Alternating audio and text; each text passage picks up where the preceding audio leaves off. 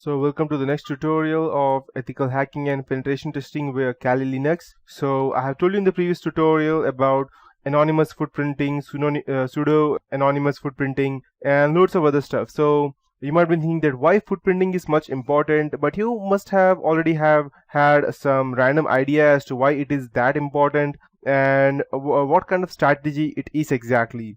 So it allows in terms of security for companies, it allows attackers to know about the complete security posture of the organization, and it is not good, trust me guys. It reduces the attacker's area to specific range of IP address, network, domain names, even remote access. It even allows them to build their own information database about the target's organization security and their weakness to take appropriate action.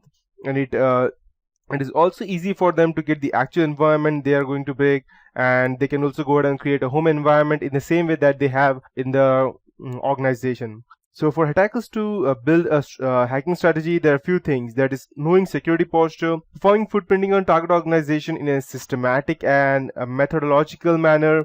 They will be able to get information or complete profile of the organization's security posture. It will also go ahead and reduce their area of attack because they will get a specific amount of IP addresses within which they know that okay, this company has only uses this set of IP addresses, and it will be easier for them to go ahead and hack into them because he already knows what can be. So he just have to guess some specific random things, and by doing a good amount of social engineering, he will even get that. After that, we have building information database. As I told you, going ahead and creating a virtual network at home based on the similar organization structure. And then finally drawing the network map, that is combining footprinting techniques such as tracert tool, which allows the attacker to create network diagrams of the target's organization network presence. This map allows or this map network represents the understanding of the target's internet footprint, and these network diagrams can also guide in the attack. So coming back to the next point, there are a few objectives of footprinting.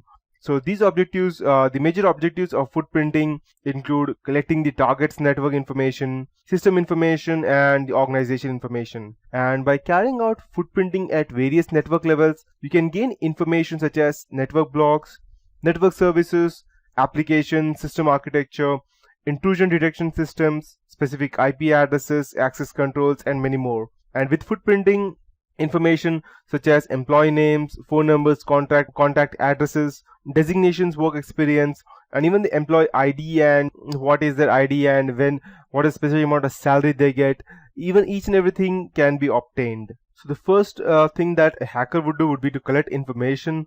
That would be its objectives. The network information can be gathered by performing a WHOIS database analysis or trace routing, and it includes domain name, internal domain names, network blocks, IP addresses of reachable system, rogue websites or private websites, TCP and UDP services that the company is running, their access control mechanisms, that is ACLs, and networking protocols, VPN access points, intrusion detection system and how they detect and how they are running on which protocols, analog or digital telephone numbers, authentication mechanisms, and system enumeration. So these things come under the collecting network information.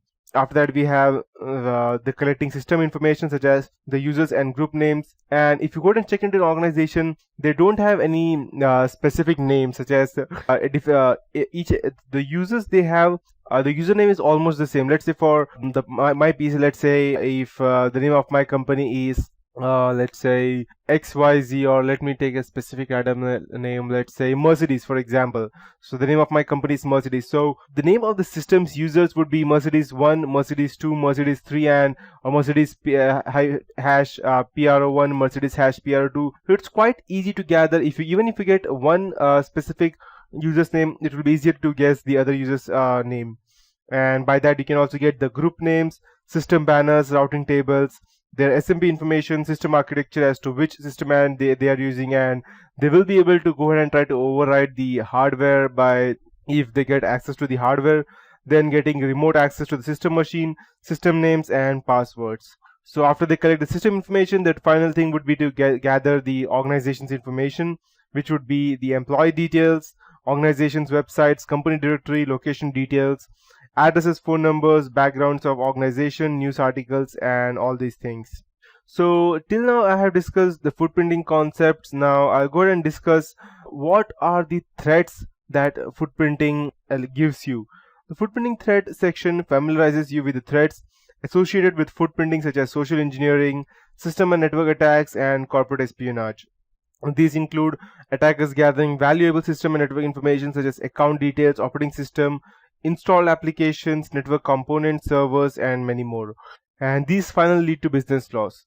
So the first and the foremost important thing would be social engineering, because it is if any other attack fails, such as let's say if you have an updated Windows 8, or if in your PC, organization you're not at all using any version of Windows, which is quite not possible, but let's say to be secure you're only using Linux, so that you don't have to let's say worry about any person hacking your organization. Or if you have applied each and every patch of Linux, Ubuntu or Fedora, whichever you're using, or even Red Hat, but still hackers can gain access via social engineering. So what is social engineering? Social engineering means without using any intrusion methods, hackers can directly or indirectly collect information through persuasion or any other means, and the crucial information gathered by the hackers and the employers without their consent.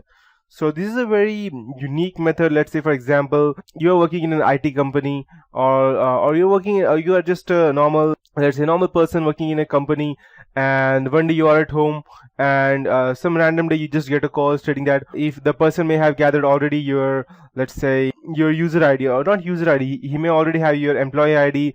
Yeah, he may have gathered there by just looking over you when you're just going ahead and crossing your subway line on the road, and he has your employee ID. So he will just call you and tell you, hello sir, I'm calling you from this company. That means the same company in which you are working. Let's say your name is Adam and you're working for an XYZ company, and this guy sees you and he wants to hack your organization, and so he gathers all the information. So he sees you passing on the road with your ID in your neck, and your employee ID is ABCD@123, let's say, for example.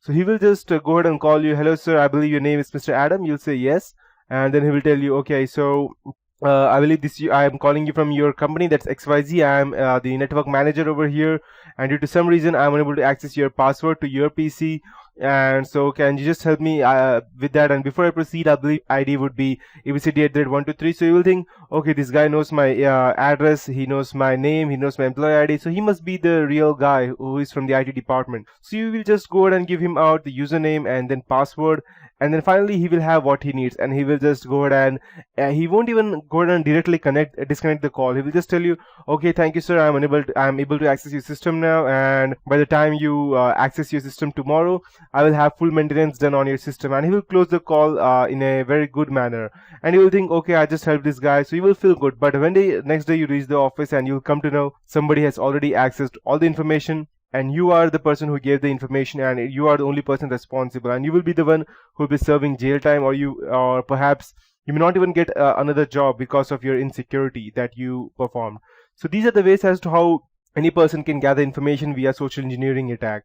After that, we have system network attacks, information leakage, privacy loss, corporate espionage, and business loss. So these are different ways as to how we can go ahead and gather information on a specific person. We are using loads of other techniques, and yes.